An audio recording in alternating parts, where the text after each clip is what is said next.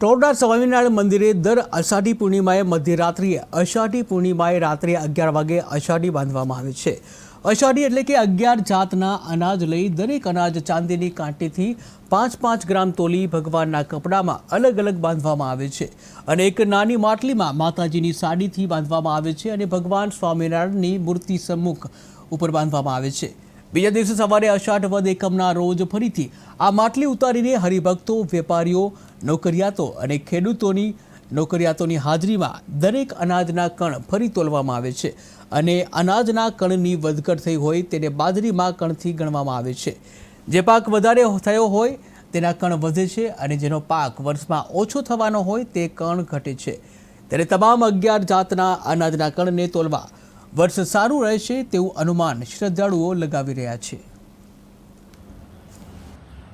અરવલ્લી જિલ્લાનું સુપ્રસિદ્ધ યાત્રાધામ એટલે સદગુરુ શ્રી ગોપાળાનંદ સ્વામીની જન્મભૂમિ ટોરડા ધામમાં બિરાજમાન ગોપાલલાલજી હરિકૃષ્ણ મહારાજ તથા સદગુરુ ગોપાળાનંદ સ્વામીના સાનિધ્યમાં દર વર્ષની જેમ અષાઢી તોલ કરવામાં આવી હતી અને એમાં મંદિરના મહંત સ્વામી તથા સર્વે ગામના મોટેરા હરિભક્તો, આજુબાજુ ગામના સત્સંગીઓ, બહાર ગામથી આવેલા હરિભક્તોની હાજરીમાં પૂનમની સાંજે અષાઢી તોલ કરવામાં આવી હતી।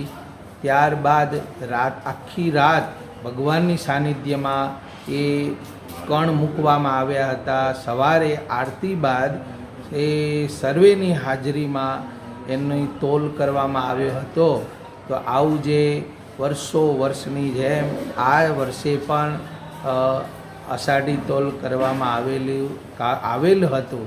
તો સર્વે હરિભક્તોને ભાવથી બધા સુખી થાય અને બધા નિરોગી બને અને વર્ષ સારું જાય એ માટે સદગુરુ ગોપાળાનંદ સ્વામી અને ગોપાલલાલજી મહારાજના ચરણમાં પ્રાર્થના। જય સ્વામી।